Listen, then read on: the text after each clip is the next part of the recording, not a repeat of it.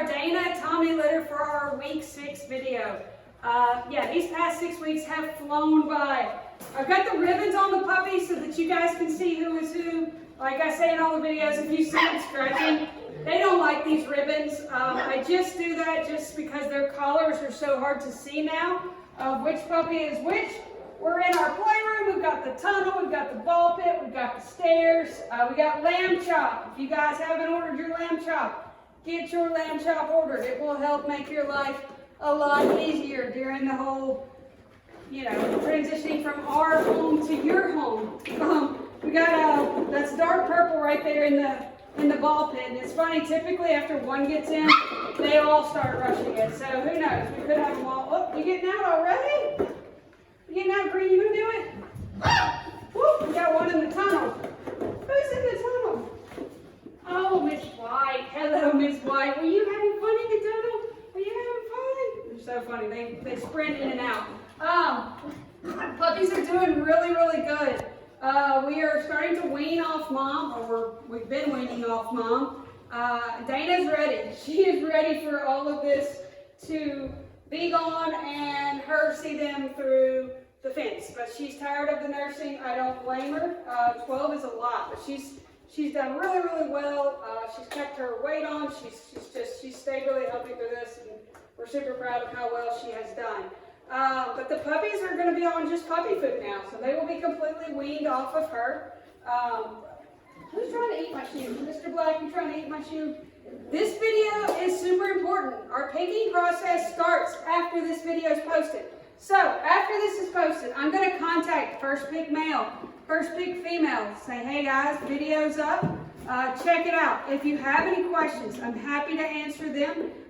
If you know which puppy is yours, go ahead, let me know. We'll go ahead and get you locked in. I don't want anyone to feel rushed. I know I've said this in the past, but I also want you to be mindful of the families that are behind you, that are super anxious to know which of these puppies is theirs, because, you know, just as you've waited for the, you know, these 6 weeks to get here, they are still anxiously waiting, okay, who's been picked? So we're going to kind of move through it as, you know, at a steady pace and as quick as possible, I guess, that we could say, with everybody getting, you know, all their questions answered. I'm going to sit down here with these guys.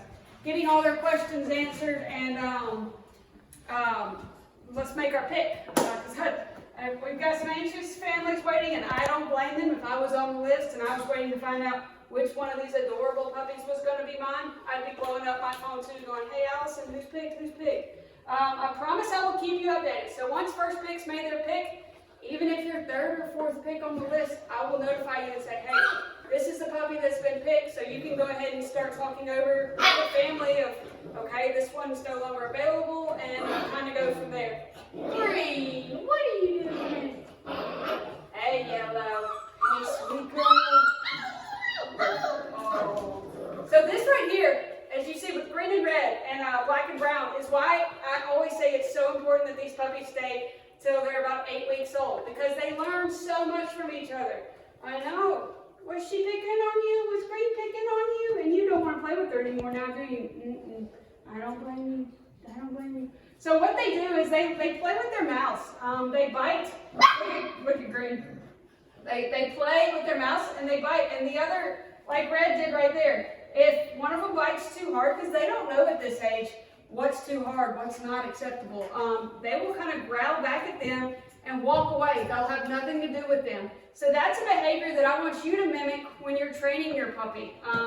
If the puppy does something that you don't like, I want you to give them a firm no, and then turn around and ignore them for just a minute. I'm not talking about for, you know, an hour or put them in timeout. They don't grasp that. But these guys thrive off our attention. They want us to love on them, want us to play with them. So when we ignore them, like their litter mates do when they do something wrong, they realize, okay, that's not an acceptable behavior. I didn't get the reaction that I wanted.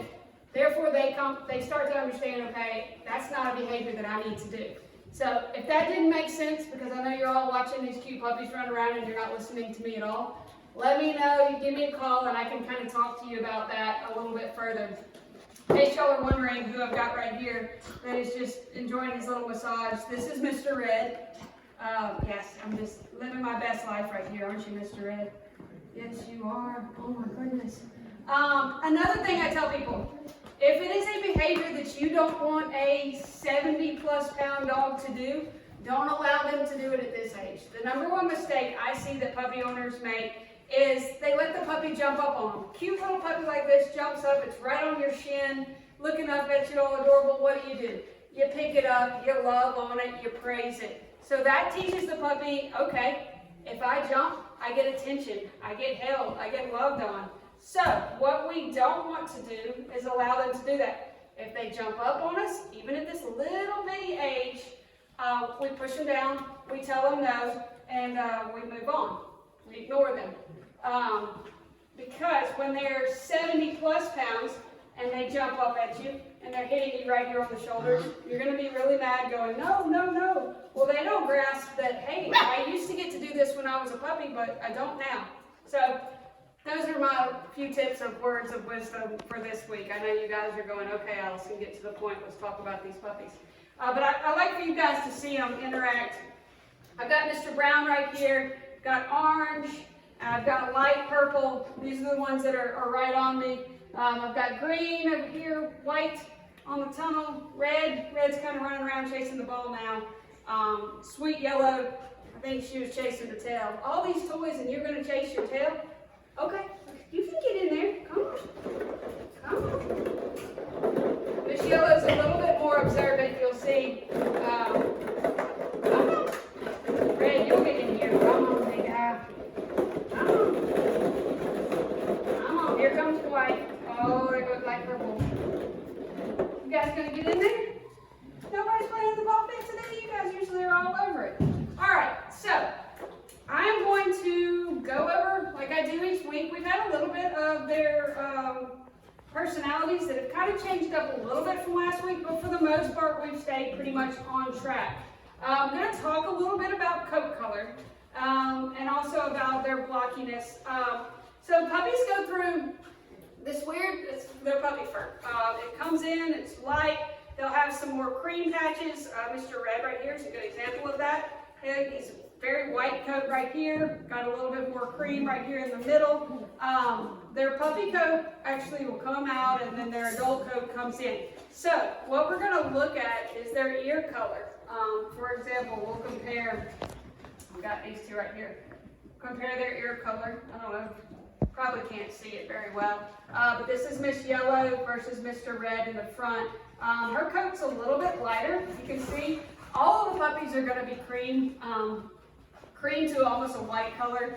They're not going to be, you know, the American Golden color. They're going to have that light cream color. But I will talk and touch base on their ear color just a little bit. There's a little bit of difference between some of them. For example, you can see Miss Pink right here. Let me stand up. This would probably make more sense if I stood up, guys. Miss Pink right here, her ear color compared to Miss Yellow. Miss Pink's going to have a little bit more cream than Miss Yellow is. But I'm going to just kind of touch base on the ones that have the lighter coats. If I don't mention their lighter coats, they've got a little bit more cream color to them. So, what are we going to start with? Are we going to go with the boys? Who's over here?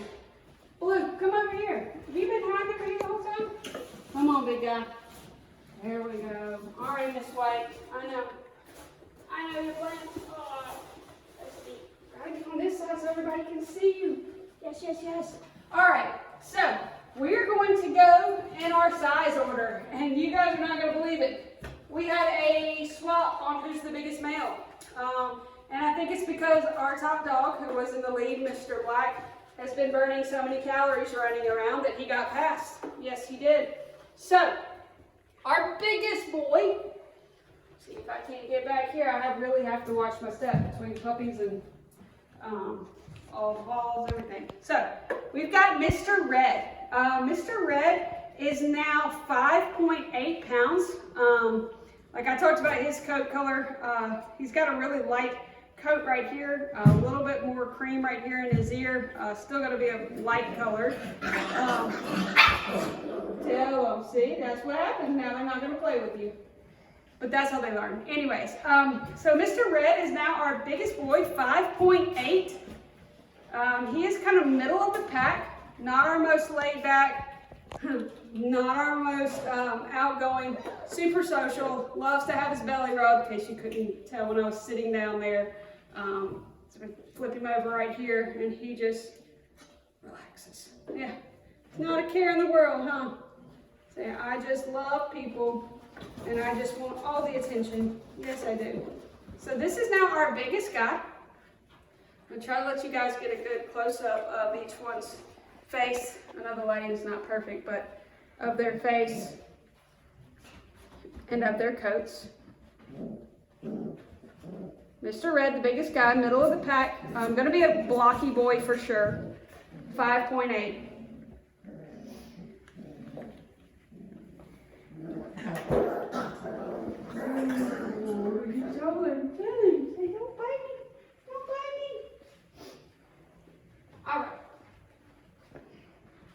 Next in size, who has been our biggest, who got passed, is Mr. Black.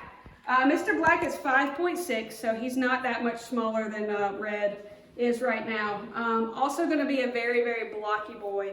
I think he might actually end up being a little bit bigger than Mr. Red in the long run. He's just got some big paws.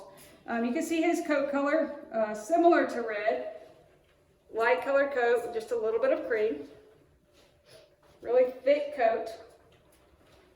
He is definitely our most outgoing, most playful, all over the place, loves to play. Like I said, I think that's why he got passed by Mr. Red. So the difference between Red and Black, Red is a little bit more social, loves attention, while Black is a little bit more outgoing, likes to play, but also does really well when we flip him over.